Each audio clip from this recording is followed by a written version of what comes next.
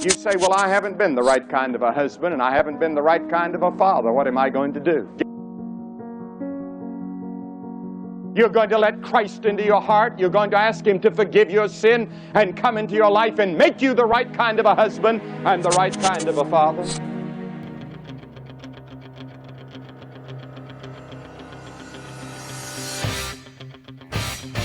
Showtime! Woo! Woo! So last week, we kind of talked about, what did we talk about? See? Whoopings. Yeah, It was a discipline episode, but it really went towards whipping. It just did, but it was more of that kind of discipline. Anything? Yeah, but why do you think it went toward whoopings? Just because that's such a bad thing today, right? So nobody, if you do that, you're bad. Well, that's considered a harsh. That's considered a harsh form of punishment.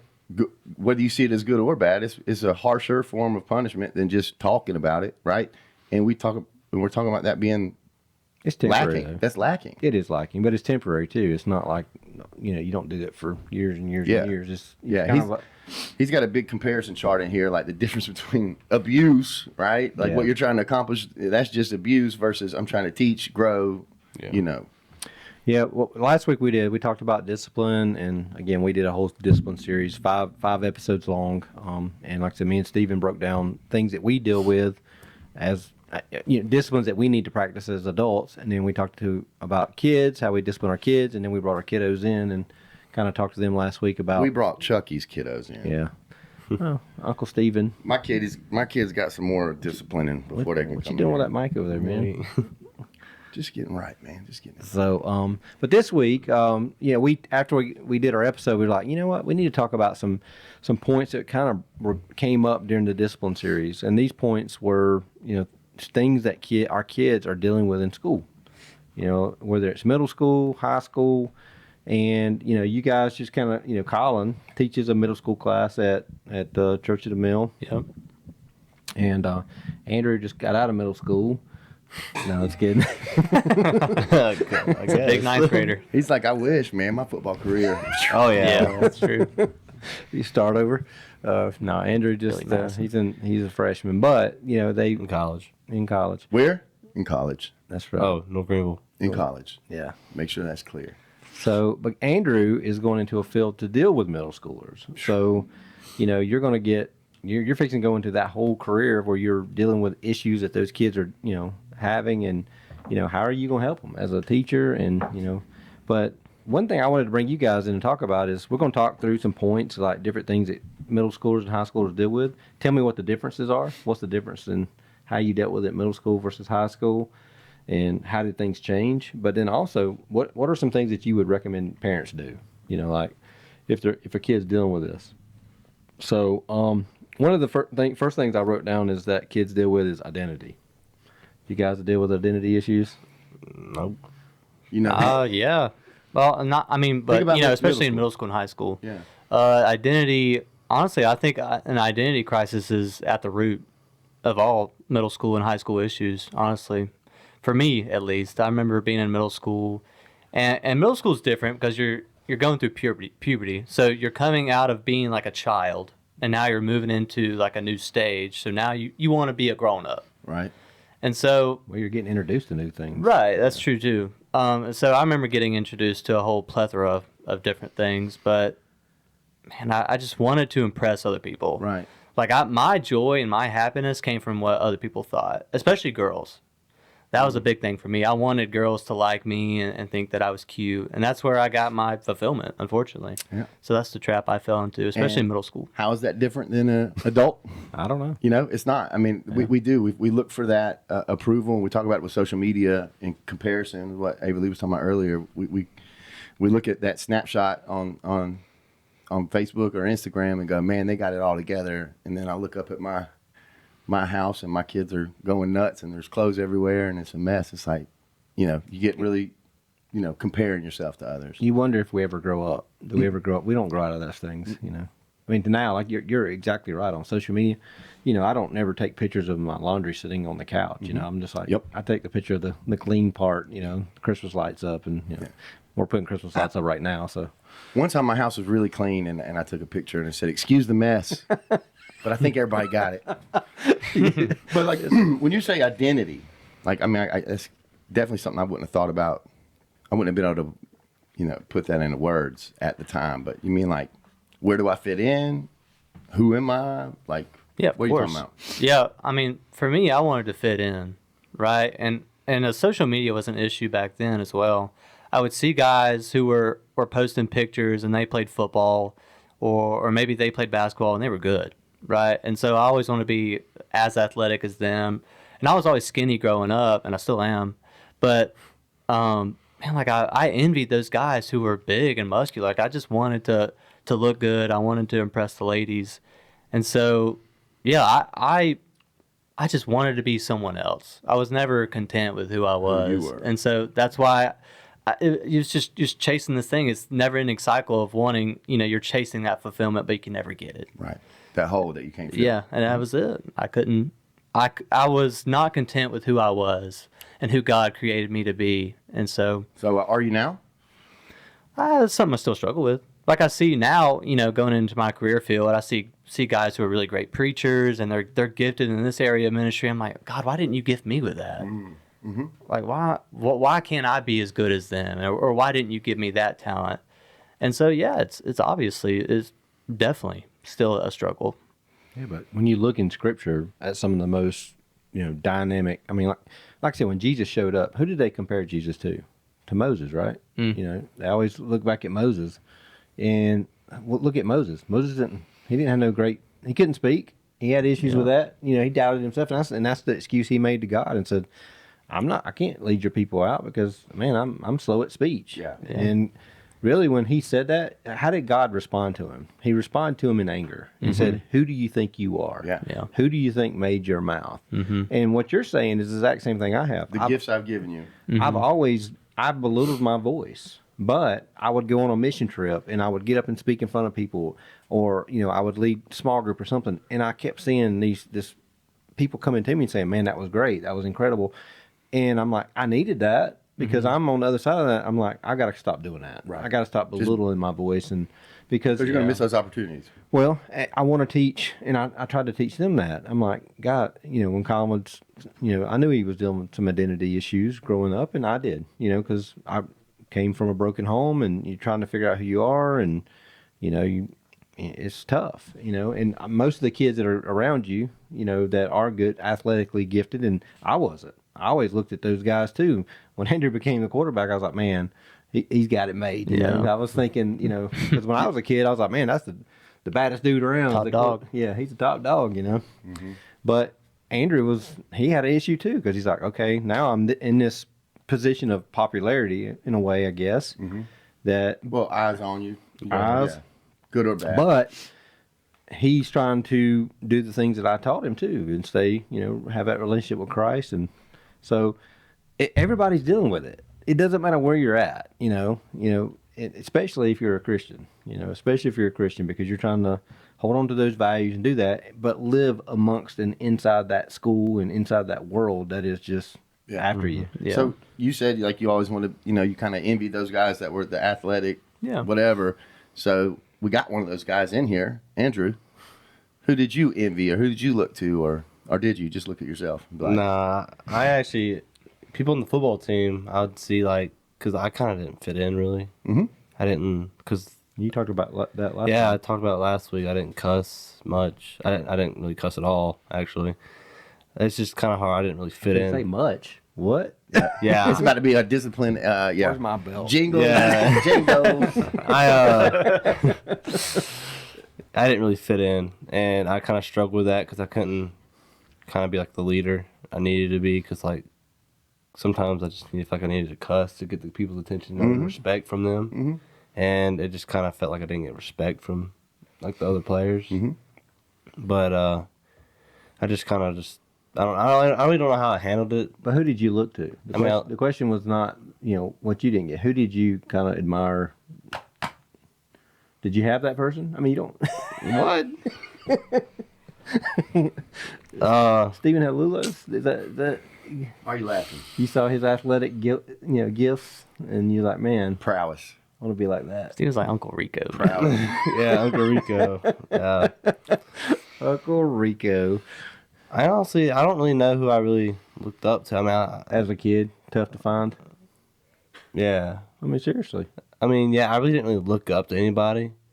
I feel like I kind of did my own thing because, like, most of the quarterbacks that came before me were kind of like they partied a lot and they just weren't strong in, like, the Christian values like I was. What about Tim Tebow, man? I mean, yeah, Tim Tebow's good, but, like, I didn't really watch him growing up. Oh, yeah, I forget how young y'all are. Yeah, he's young. And So what about before sports, like middle school, like he was talking about? How was it for you then? You were pretty comfortable? I mean, yeah, So you say identity is not something that you struggle with in middle not school much. so much? No. Oh, it's just different for everybody.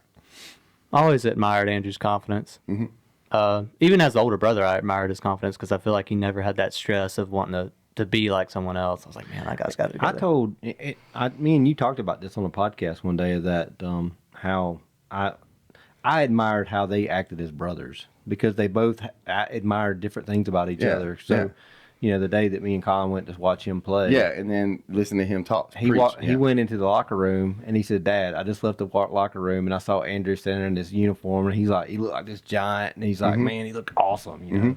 He was so proud of him." And I would watch him. I would watch how he would react in the stands Oh, yeah. when he's on the field. Oh, like yeah. if it had a bad play, a good play, he was taking the hits with him. But then, like I said, it wasn't even a week later. Now, switch places. Colin's up there preaching at midweek. Young kid. And me and Andrew are sitting in there, and Andrew's like, "And look at my brother. He's just awesome watching him. Watching him work. He basically said, I would never do what he's doing. Yeah. So they admired admired the gifts of each other. Yep. But that's why earlier when I made the statement is like we can't be good at everything. You need to. What gifts did God give you? Don't belittle those gifts because He gave them to you, and you need to use those gifts.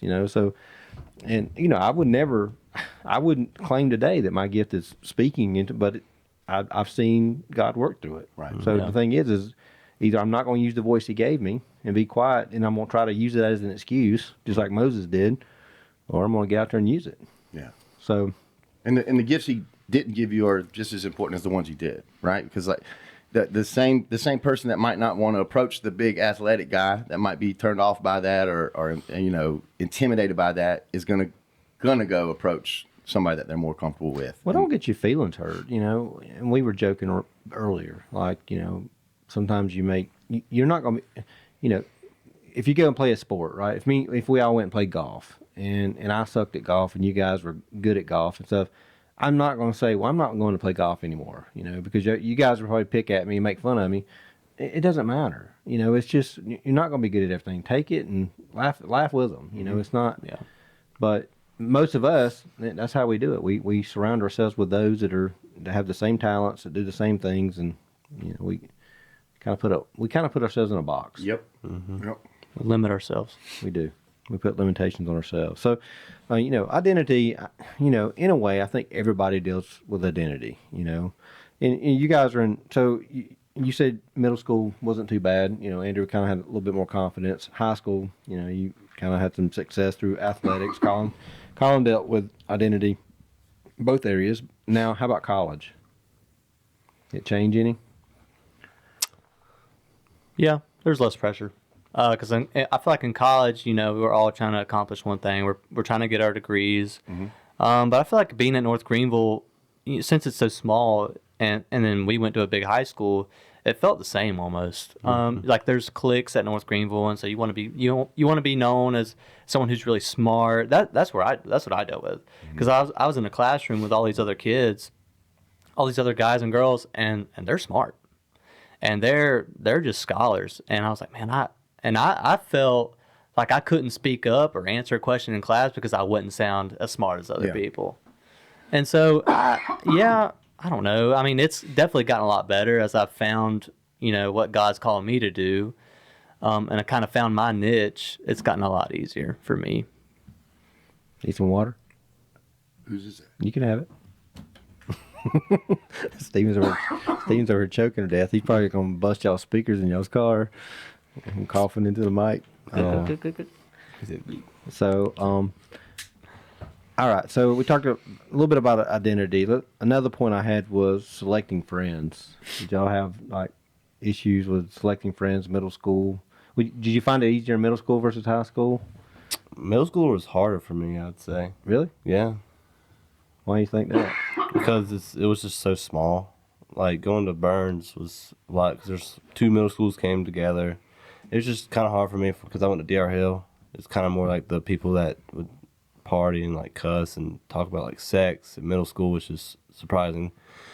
But it's just kind of hard for me to fit in with the right people. What grade did y'all get introduced to like cursing and like sex talk? Middle school for me. 6th grade. It was before. Well, I guess 6th grade technically is middle school, but I was still in intermediate school. So Now, was that before like taking sex ed classes that you're already kind of We took introduced to before? sex ed in 6th grade. yeah, so around that same time. Yeah. So that was the thing when you get boys were small. That's the thing I was trying to gauge is like, all right, when's it time to really have those conversations? Yeah. Did y'all have that conversation? Did you have the sit down birds and bees? I mean, Or did you like you went to sex ed class? You got it? Any questions? No, Good? I was 10. Yeah. I remember when Dad. So I was in fifth grade when Dad taught me about it. Okay. Yeah. I I mean, I was in sex ed when Dad kind of taught me. Mm-hmm. I remember because I asked him about something. the main thing is talking to them, right? Yeah. Don't let the school teach your kids. You Or- go and or sit other down- kids. Yeah, or Right. Other kids, older brothers. Yeah. Goodness gracious. Yeah. You need to sit down with your kids and have the conversation. And it's only going to be awkward if you make it awkward. Right. Sit down, be comfortable, biblically up in your scripture, and talk about how God created us and what He created it for. It's not. So and that's what I did. It wasn't like come in and here, hey, we're going to have this massive sex talk today. It's, Yeah. Birds and the bees, baby. birds and bees, however you want to say it. We came in and really, opened up the conversation of other things, and then just kind of Yep. eased it in there. And that's the time they need it because that's the time you need to have that comfortable. I mean, y'all always felt comfortable coming to your dad or your mom, one or the other, about whatever you were dealing with. Yeah. Or was there anything you can think of that you weren't comfortable? No, I remember. I don't know. I was probably in 8th or 9th grade. I was pretty. So at that time, I was really dealing with lust, and so I talked to the guy who discipled me at the time, Chandler, and he was like, "Man, you need to go talk to your dad." And that was not what I wanted to hear. I was like, "You want me to go talk to my dad about lust?" Yeah. So I was like, "Okay." So I just kind of bit the bullet and I did it. But I'm glad I did it we were driving in the car. because it opened up. I remember exactly A where we really were great at when conversation. yeah, because I'm thinking, I've done something right. Yeah. And kid just- well, and the Because other I thing was- is, look who he was going to. He was going to a D group leader, right? Or Yeah. discipleship. Yeah, Chandler, yeah. as opposed to somebody on the playground, or you know what I mean? Like you were. Yeah. Playground. Yeah, you're crazy. I'm thinking about where I learned everything. Well, What? the thing is Under the playground. I remember him coming to me and talking to me about it, and we had a great conversation, and I think I did my best to make him comfortable. Like, I want you to come to me on these things, and it's not like what are you doing? What's happening? It's like, oh, I've been there. I know what you're talking Yeah. about. I gotta be remember realistic. that. I Yeah. remember that. All guys deal with this. Guess what? You're gonna probably deal with it the rest of your life. Satan. Everybody's got something that Satan's going to use to attack, and that thing is going to be something that's lifelong. Like I said, going back to killing kryptonite. The author of that book was a pastor, and he said he dealt with lust. He dealt with his whole life, and even after getting married, he looked at porn, and it was hard to break that cycle. And he eventually wins the battle. But man, I'm gonna tell you, when you're in those battles, you better go talk to somebody. So having your son, which normally they don't, right? Kids don't talk to their parents about that stuff. They wait until they're an adult, and then finally maybe they'll Open go into up. discipleship or something. But maybe, and that's a big maybe. But that's one thing that I've had on my heart is like teaching fathers, doing discipleship. We got the new Bible study coming out, or disciple study is going to start January 6th. It's going to be at Evans Training Center. That's just a huge testimony in itself.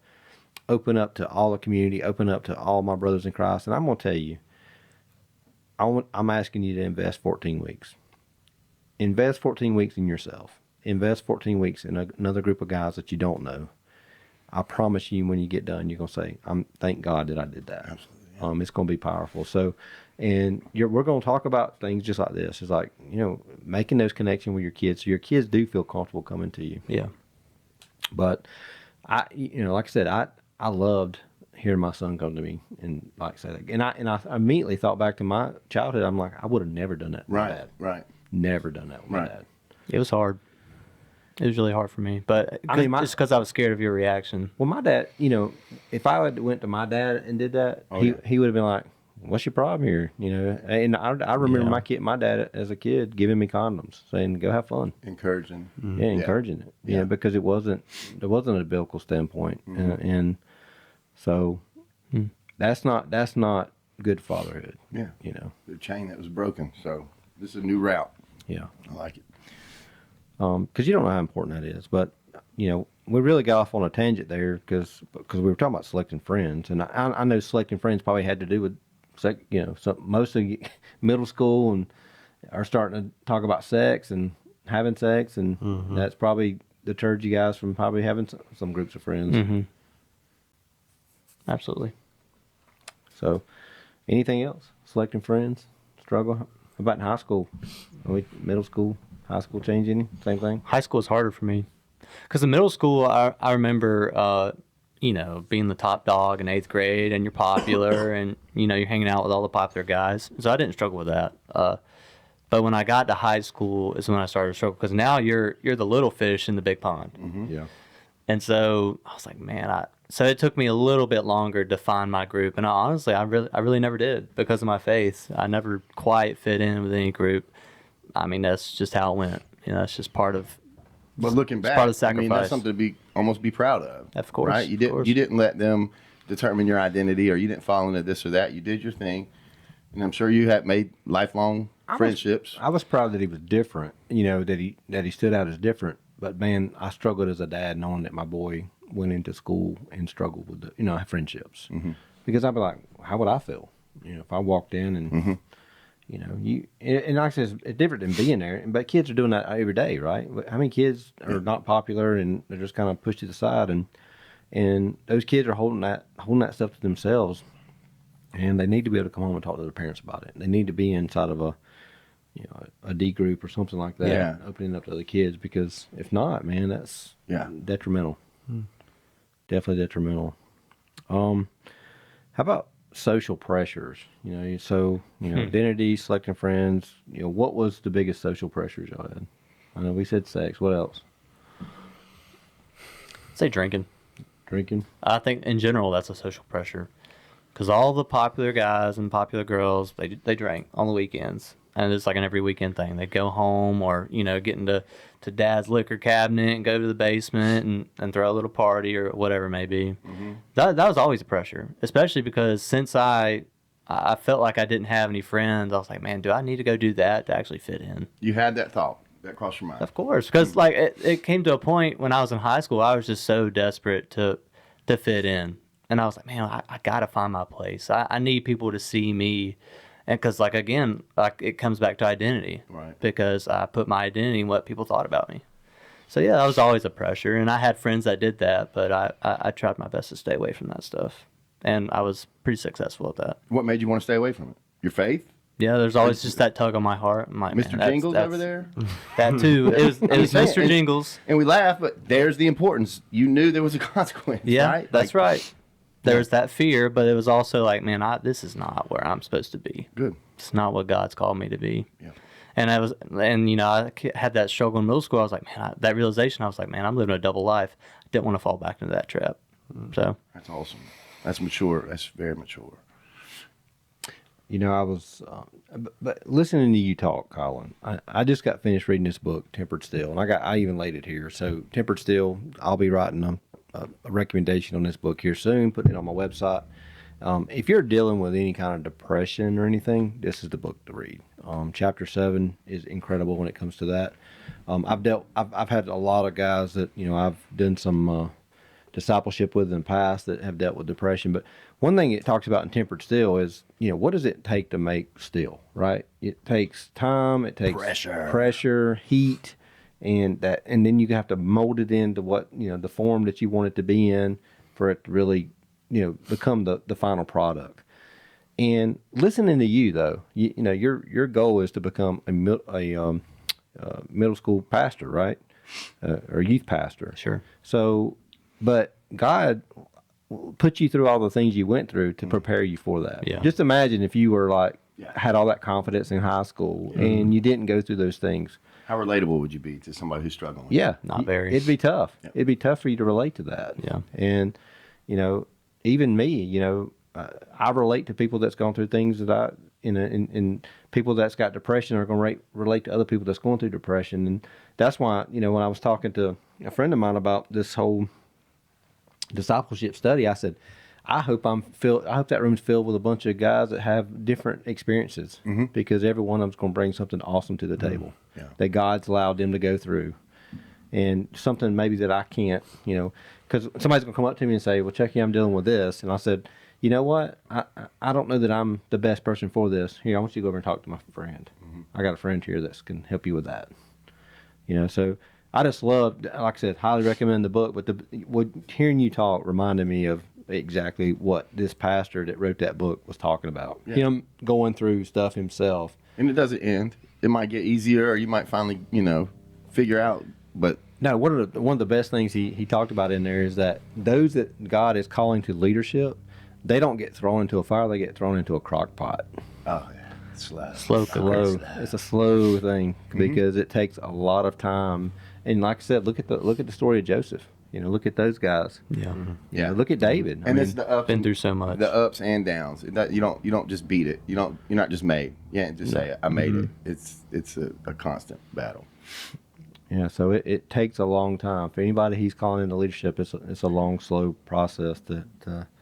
So when you're going through those things, it's you got to be like there's several Psalms out there that David talked about that just praying and trusting in God as you're going through them because he's getting you ready for something. Yeah. Joseph said that in Genesis when he's talking. His brothers come to him and he says, what you meant for evil, God meant for good. So, any other social pressures? What age did drinking show up? Senior year. Really? Took a while, yeah. That late? Senior Freedom. year. Everybody having a little more freedom from their parents or whatever. Like, Yeah. yeah. Besides sexual stuff, I mean, there was always a pressure to date. Like, you got to have a girlfriend, got to have a boyfriend, right? So that was always, I think in general, that was a pressure in high school and middle school. Really. Absolutely. Well, how? And I know we kind of keep going back to this, but when you talk about dating, you think that's a good idea or a bad idea for middle school? I've said this once, and I'll say it till I die. It's never a good idea in high school or middle school. You mean dating at all, or dating super serious, or? Yes. Yeah. All of it. I mean, it's such a distraction. I think it's And okay to go out with friends. Absolutely. In a group, sure. But like just being committed, it just drama, man. It is. That and Now it's strong in you're college. you're opening a world of temptation, Yeah. big time. So, You think that's where lust started for you when dating started? no, That's prior no, it was prior. okay. I would probably say it was for me. Dating. It does make it tougher. Yeah, it's does, opening. It's, like you said, it's absolutely. opening up that door. It's opening Yeah. up that world that you. A whole new world. Well, and you start justifying things too. It's like, well, I think this is the person I'm going to marry. Yeah. Because one thing I've already told you guys is like, you should never kiss anybody that you're not going to marry. I agree. And It's good advice. but to hear today as a father, I hear Ava Lee come back and she talks about body count. Sure. That's the term. That was not a term when I was in school. No. You know what body count is, Stephen? Yeah, got it. Yeah. But how do y'all hear the term? Did y'all hear that term in middle school? I heard it in high school. That's when I started hearing about it. I invented that term. No, I'm just kidding. No, I'm just kidding. No, I feel like I've heard it all through since adolescence. Honestly, since Yeah. I hit puberty, I'm like, okay, Yep. it's always been prominent, relevant. But why does that even come up? How does that Now it's cool to have sex. Like, I mean, Well, it's a pressure. It's another pressure. Yeah. like we talked about. And I get it, but I don't. Do people wear T-shirts that say I'm a 5"? With some their people number some on people it. are proud of it. Yeah. So they just go around and They say, they flaunt it. Yeah, Yeah. it's just like, hey, check Like this out. you ain't cool unless you have 5 bodies or something like that. okay. I can see it. I can see that. Like it wasn't a thing for us, but you knew who was and Like who wasn't. people now make fun of the virgins. Yeah. Well, they. I feel like it's always been that way. It's honestly. always been that way. Yeah, I don't Yeah. think that's changed. I mean, you were kind of the weird kid if you did that earlier, or hadn't done that when we were in school. But yeah, I just when she was talking about that, she said, "Well, so and so's this body count." I'm like, "Well, why would you even mention that? Well, how would that come up in conversation other than?" That's what we're talking about. Well, you're dating somebody maybe, and maybe you're dating that person and say, "Well, I just want to be honest with you. I've Yeah. done this." And the crazy thing, she's in 9th grade. Oh, Ava. Oh, no, yeah, absolutely. Middle schoolers now are going out doing that. Comes back to identity. I want people to think I'm cool. I want people to think this about me, so I'm gonna go tell the world about what I've done. Some people were ashamed of it, some people weren't. And doing it in general. I mean, how much regret that's going to come with. Oh, We yeah. can all- They we just can all- don't. No one realizes, think about especially that. that young. Yeah. Well, I don't think we realize the damage that it's doing. Like I said, this is, in Scripture talks about this. That's really the only sin that it's with the body, right? And it's not just adultery. You're not just committing. And people say adultery. They're not married. Oh, yeah, but They're not married. Yeah, but you're doing something with somebody that may marry somebody else one day. yeah, somebody else. Or is most likely going to marry somebody else. Not only that, you're a thief because now you've stolen something that did not belong to you. Yeah. And so there's a lot of, I don't think people, and us as parents, we don't treat it like it's a big deal. We don't treat our kids as, hey, this is something you should definitely save to marriage. Have that conversation about talk. And I, now, so and did I'm going to tell you now, there'll be people that listen to this podcast, and they're going to hear that and like, that's ridiculous. That's ridiculous. what, to wait? Yeah. You think you should wait? Oh, No. man. That's impossible. Not in today's society. That doesn't matter. I don't know. And it's even Even justified. more so. But it's even justified is that, well, you can get forgiven for that. Well, of course. Oh, yeah. We tell ourselves that for anything. Anything. Yeah. So, I don't know. Who would you talk to about those kind of temptations? Your dad or, whoever you were discipling with or what? Yeah, for me, it was always going to the guy that discipled me, which was Chandler. But now, honestly, I'm able to go to my friends about it. Okay. Being in college, I can go to Ty, Right. or I can go to my friend Adam and talk about these things. And that's what I and we found can out. encourage each other through that. That's the thing is now they're a group of boys.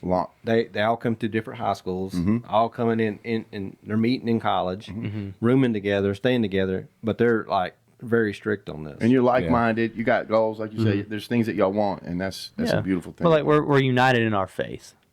We're united in spirit and in our hearts, and so that's something that we hold each other accountable to. Cool. the next But we just gotta take it serious. the next generation out there. Right. And that's the thing is I want to get dads. We got to start focusing on raising the next generation. I mean, because that's powerful. Yeah. And I commend the fathers of those other boys. Good job, dads. Yeah. And we still got a few years left ourselves on this earth, so Hey, And that's the small group. That's this discipleship study you're talking about. if it's 10 men, if it's 100 men, I don't care. What I care about is, and that's the way Satan will attack you, though. It's like, well, you're not doing much. You're making little progress, and people will give up on that. And I told you this week, I met with another brother that I had discipled, and he was discipling. And just hearing his testimony, sharing with me, saying, I went out and did this several times, and it didn't work out. And then I was sitting there with him finishing up a year of discipleship. I'm like, I'm so proud of you. You just don't know. So he had tried to disciple a couple people that failed. That failed. And he kept doing it. And he kept doing it. Oh, I'd be like, oh, there's no sign. I'm good. I tried. And that's me. And the thing is, I'm not done dealing with those things because if I feel God lead me to do something and then I do it and I'm like, oh, okay, Lord, this is the response that I'm expecting from whatever that is. Teaching a class, I expect it to be full, or and it's, Everybody be engaged. yeah. And then when it's not, and you're like, okay, well, I guess I'm not doing that anymore. I'm messing this up. But man, I just love that hearing college boys coming together and saying, we can talk men, call them men. We're getting close. Yeah, you're there, dude. You're there. Hearing you talk just now, you're a man. So that's Appreciate awesome. So tuition's on you next year. Yeah, that's what that means. That's why they're okay with it. Been right waiting now. on Like, this. you keep Yeah. calling me a boy if you keep paying tuition. Yeah. Well, I don't use the boy in a derogative term. I know. I use it at they're my boys. Yep. And they'll always be my boys. So even though Andrew's bigger than I am. I mean nothing. Yeah. So how about communication? Where do you see communication struggling in like middle school? And how about kids coming up today? See communication has been an issue? Like just in general, like kids struggling with like voicing. Well, talking like Just talking in general. because now you know I mentioned this in the small group I teach of high school kids. You know, we talked about. I heard a podcast, and I think I mentioned this last week, where Elon Musk was talking about the future. You know, he was at Joe Rogan. Asked him. Joe Rogan said, "Hey, where do you think we're going to be in like 20 years?" And he said, "Well, I think everybody's going to have some type of robot or something inside there, which will be AI driven inside your home."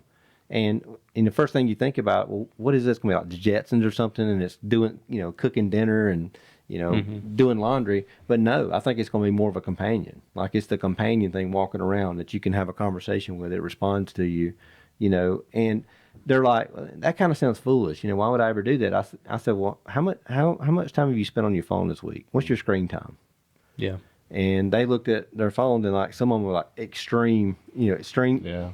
So it's like 8 or 9 hours. I said, have you had a Yeah. conversation? Have you spent 8 or 9 hours with any person? Yeah. No.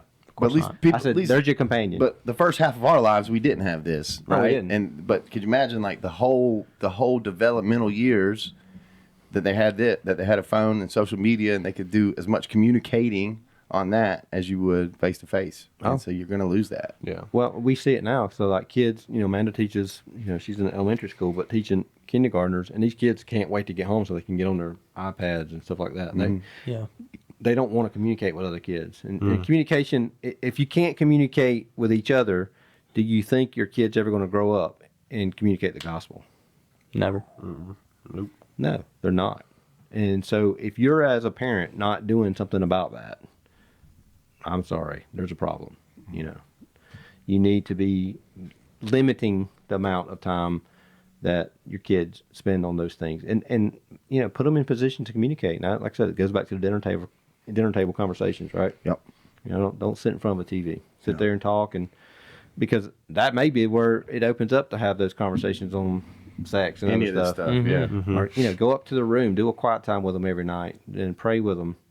I mean, that's when I'm going to tell you, some of the deepest conversations, I would just go up to tell my son good night and, hey, can I pray with you? And my boys always did that. Growing up, and Ava Lee does it, you know, they would say, hey, Dad, will you come pray with me? And I'm going to tell you, what was hard on me is when they stopped saying it. You know, and they did. They outgrew it. They got to a point where it's like, well, I'm not going to ask Dad to come in and pray with me. But, you know, they started doing it themselves. But when they did that, we would sit in there, and next thing you know, I'm sitting on the bed having a 2-hour conversation, you know. Yeah. We were just trying to push bedtime back. That's what I'm thinking about my 6-year-old. I'm like, he Yeah. does that too. All of a sudden, he's got this huge to-do list. And Yeah. he's so talkative. Hey, But- Dad, I got to wash the car and mow the Yeah, lawn. Yeah. Clean the Tell- garage and he- out. Now he Yeah. wants to tell me about everything he did today, as opposed to when I asked him earlier. you know, Oh, yeah. Nothing. Our boys are the worst, man. They'd come home like, and that's what makes the dinner tables tough because parents will be like, "Well, I try that." We sit at the dinner table, and I'll ask my boys, "How was your day?" Good. Yeah. You know, man. But it's worth it. I mean, it's just worth it. those high school boys I'm teaching on Sunday morning, dude. It's like, Got nothing to say. yeah, Yeah, but it's all I say is, but I don't know. keep fighting that fight, because I mean, I know as an adult looking back, I just thank my mom and dad for Yeah. making us sit there, making us be at the table, making us know dinner time was important. And Yeah. you know, we struggle with it now with the little ones, but it's something I know is important. How about y'all? Are you that far along? Like where you look back and see how important that was, or Yeah, I'm extremely grateful, and I'm not a dad, but I think you it's guys the dad. know. I think that's when it hit me. That's when it hit me when I was Yeah, a dad. I can see that. And I just remember leaving a discipleship one day and just in tears, like calling my mom. Yeah. Thank you. She had no clue what was going on. I'm just like, thank you for making us have dinner at the table every night. She's like, okay. Are you hungry? Are you Yeah. are you high, Stephen? Yeah, that's it. That's it. But no, it was that important. So it helps me keep fighting for that now when it's just way easier to let them run off or watch Yeah. TV or whatever. Unfortunately, I feel like it's only getting worse. Yeah. Like, because So now, many now you distractions. see young parents just giving their kids iPads and saying, "Nah, go do your own thing." Why do you They think? don't want to talk to them. They don't want to deal with it. Mm-hmm. You know, it's a distraction for their kid. They're like, I don't got to deal with them right now. Mm-hmm. I'll let the iPad be the babysitter I for think now. I think they do that because they like just got off work and they're tired. Yeah.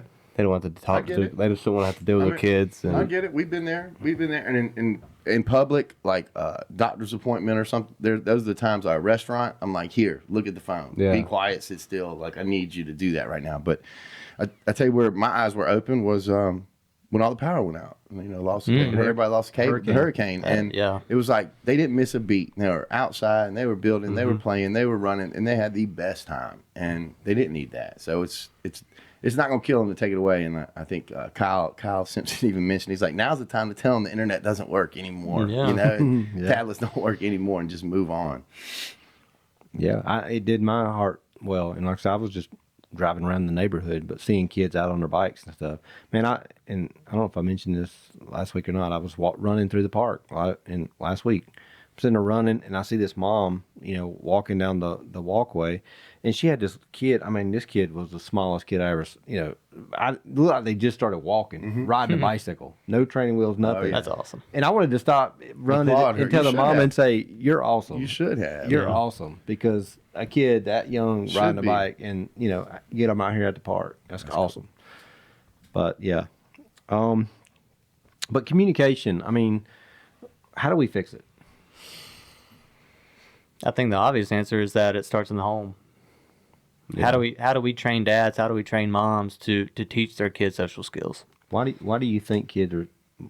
But why do you think? I mean, I know what we've talked about with the social media and phones and everything else, but why do you think kids are not communicating? I would say because most kids now are homeschooled. You think homeschool has? I think because they are not. They In don't. some cases. I mean, yeah, they just not around other kids. They're homeschooled. They're at home. The only person they talk to is their mom and their siblings. And then like maybe sports. People not playing sports. But there's something away there. Like I said, I can, and we talked about this before. I'm not an advocate for homeschool. I'm not an advocate for public schools. I'm not an advocate for any of it. But I can see pros and cons from every single one of them. Yeah. You got to do what's right for your family. And like I said, the author that I love the most, Steve Farrar, he's a huge advocate. And he talked about the Industrial Revolution is when actually, kids got taken out of being homeschooled and put in public schools. Mm-hmm. And that transition happened. But today I see a huge importance of keeping some of our Christian kids in the public school, because they need to be amidst that. They need Be to be that light, man. because they're going to go into that world one day too. But there's pros and cons because there's some things that you guys came home and told me, and Ava Lee tells me, and I'm like, oh, You want to protect you from that. you got to be kidding me. I know. What the heck? Yeah. But there needs to be, even if you're doing that, you got to put them in places to communicate. And again, dinner table, in public. I think the dinner table's the one, man. That's the biggest one to me. And drawing them out. Yeah. Drawing. Don't let your kids say, well, that they're just quiet. No. Because if you do that, you're giving them a crutch that they're going to lean on the rest of their life. Yeah. And never go communicate. And like I said, if you can't communicate on normal stuff, how are you ever going to communicate the gospel? And that's not good. We need to be Got to raise the bar. got to be communicators. So and I think this goes along with identity was self-esteem. Just dealing with self-esteem issues, popularity. I think popularity falls into that too. Dealing with popularity. Did you try to surround yourself with just popular kids, or is that the ones you try to stay away from? Did you want to be popular? Yeah. Yeah. Yeah. I think everybody does. I think we still Yeah. do I still want to be Of popular. course. You want to be seen. Well, And that guy's the man. for the right reasons. Yeah. Yeah. And even now, I remember having this conversation with Pam. Like, are we doing anything for the right reasons? Are we doing it to get admiration from our peers? Can I really go and do some good deeds and just not let anybody know about it? You know what I mean? man, it just hit me. I just finished Romans today, and Romans 16 verses 17 through 27. But I wrote this: It says, "Watch out for those who cause divisions, put obstacles in your way, and teach what is contrary to Scripture. For they serve themselves, not Jesus." And that was verses 17, 18. But I turned that on myself. Instead of saying, "Watch out for those who twist and do things," I started asking myself questions. So I said, I was challenged this morning to audit myself. Ooh. My motives, my appetites. And so I put a question here: do I want division? No, of course not. Do I put obstacles in others' way? My desire is to remove obstacles, especially self. Do I teach what is outside of Scripture? Man, I sure hope not. And lastly, do I serve myself? And I put this is where Satan attacks me. He makes it about me. I find myself desiring to have a successful ministry, because I do. I want everything that I do to be fruitful, Right. to come into fruition. Right. Oh, that's a good word. Yeah. I've heard of both. I've heard Buzzword. fruitation. There's a joke behind that one. But I've heard it both ways. yeah, but I do have a desire to be successful, and there's nothing wrong with that. But it's when you make it about yourself. No, I think you said it. Question your motives. Always be questioning your motives, and I think you get to the, am I doing this for the right reasons, and are they spiritual or biblical, and And you're not always going to be popular. You need to understand when God calls you to do something, and I've said this in small group, and you said it, you're challenging in small group. Well, sometimes that challenge is a turn off to people. They're like, I'm out of here. Yeah. I just want to come in, sit in here, Feel good. hear about it and go home. I don't really want to be and the- challenged. To go do But the this good thing is that you don't stop being you. You're still that way, and you're not gonna, if you were trying to please everybody, if you're people pleasing, and that's what happens when you're trying to be popular. I know. I grew up with this, just trying to please everybody, and then you lose yourself. Well, we base our numbers on numbers a lot of times too. Oh, yeah. Like the number of people, the number of friends I've got on social media accounts, and the number of followers I've got, the number of, but the number of people in my small group. There's so many times we base our popularity or base our self-esteem, our identity in those things, and it's God doesn't call us to do that. I heard I forgot the guy's name. He was talking about through your life, he said there's going to be, you could go your whole life where nobody knows who you are, really knows what your name is. He said, but the most important thing is that there's one person that knows your name, and that's is Jesus Christ. Yeah. And so, that you have a relationship with him. So if you don't worry about all the other people, that popularity, just worry about that. So I had temptations as the last one. But we've already We hit on all those, I think. Yeah. Yeah, that was a natural progression through some of the points. So, I'm gonna leave it with you two boys right now. What advice would you give parents today?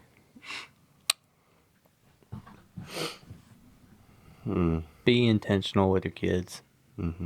Spend time with them. Talk to them. Talk to them about the hard things.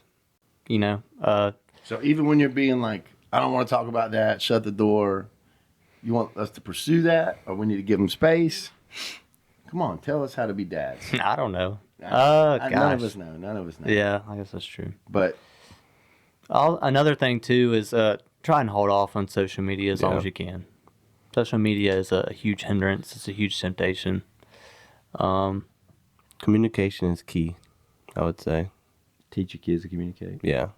Even just like the relationship between, let's say I'm a father, I want to have a great relationship with my son. And I feel like a lot of parents just be like, oh, here's an iPad, go, have fun, I'll see you tomorrow, whenever. I feel like you need to be intentional with your kids. You need to love on them. You need to be there for them. Ask them if it's how their day was. If they give you just okay, just tell me more. I was just Well, you said something earlier that caught me. You was talking about praying in class in college. You don't know how many people have an anxiety about that. no, I mean I do. I just felt like But how do you get over that anxiety? By doing it, right? yeah. Reps. It's reps. Yeah, you got to do. you get a reps. small group leader like Chucky that calls your name a couple times. Yeah. He knew. He's like, if I don't get up and pray, my dad's gonna find out about this. Yeah. Challenge them. Yeah. But yeah, I struggle with praying in front of people, and I still do. it's just I just gotta learn to just get over it. Yeah, but I think the most there you go. It's reps, man. Man. If you're praying every day yourself, true, thoughtful prayer, Yeah. right? That you are speaking to your heavenly Father. It's just going to be that much more natural. And Yeah. when it's time to pray, it's nothing. And so I see people like Chucky, like, I don't get it. I don't get why everybody has such a hard time. Well, that's somebody, I'm going to go out on a limb and say Chucky's prayer life's probably in a really good spot right now. But I can tell for myself when it is in a good place and when it's not. And Yeah. it's like, man, the reason I'm uncomfortable right now is because I have not been talking to you, God. I haven't. Well, but we've heard good. You know, when we were in Alaska, we talked about, you know, how Chris talking, you know, coming and praying. Great guy. And he's like, and he said that's one thing he said. He's like, my gift is prayer. And I'm like, heard the guy pray. I'm like, your gift is prayer. Yeah, You nailed it, dude. absolutely. Conversational prayer that's relevant and But what I loved about it, it wasn't like, you know, some extravagant thing. It was just him having a conversation with God. And you were like in the midst of this, you were in the middle of his conversation. I looked over at Andrew. Andrew looked at me during this prayer. He's like, "Are we still praying?" Like, "Yep." Yeah. I know it sounds like a podcast, It's like but it's a 10 prayer. minutes. Yeah. But it was just conversational, and it was was. comfortable, and that was his thing. And he It was I relational, watched man. him. I watched him touch people. Yeah. On He that prayed with everybody on that trip. trip. Oh yeah, if he could Every get you single alone, person. if he could He get you prayed alone. with. That was his goal, was to pray with everybody, And he did. and he did. yeah. But I can remember the prayer in the cabin that night. We're men. We are men. Like I was pumped up, man. Yeah. It was like the Gonna get out and go run. Run a speech mile. from Gladiator or something. I was ready to fight. Yeah. We were going to attack another camp. Yeah. No cabin. Cabin versus cabin. We were the 300 Spartans in that cabin, dude. It's awesome. Yeah. All right. Well, like I said, just hearing you guys talk though, I don't know. I think there's more, with the social media stuff and with phones and stuff. We didn't have that when I was younger, but just hearing you guys talk, as far as the underlying issues that you deal with, the same things I dealt with. You know, it's Yeah. just, I saw a difference in how I handled it as a father versus my dad handled it. Yeah. And how a lot of times I see other, fathers doing it. But we need to make a big deal out of it. We need to make a big deal. You want to teach your kids to communicate? Start communicating with them. Mm-hmm. That's where it starts. Have conversations with them. Do quiet times with them. Disciple your children. And what does that look like? Opening up scripture and just walking through a book. So we don't have to do a podcast with our children. No, we don't have But to. that works. It's cool. It works. Yeah. Yeah. Get y'all talking. Absolutely. So we'll have when's Max and They're ready, dude. Are you coming kidding me? in? I told you. He thought he was coming for discipleship with Chucky tonight at 9:30. He's like, I'm coming. Bye guys. In the PJs. This kid. So, hope you enjoyed the podcast. We will probably pick up in a couple of weeks. We're going to take a week off for Thanksgiving, so I hope everybody has a happy Thanksgiving and be getting ready for Christmas here soon. Merry Y'all ready Christmas. for it? Get your Christmas list made? Get your Excited. Christmas list, man. Get your Christmas list in. Still gotta do that. Santa's come to town. I got to get my Halloween decorations done. All right. Talk to you later. You are the man.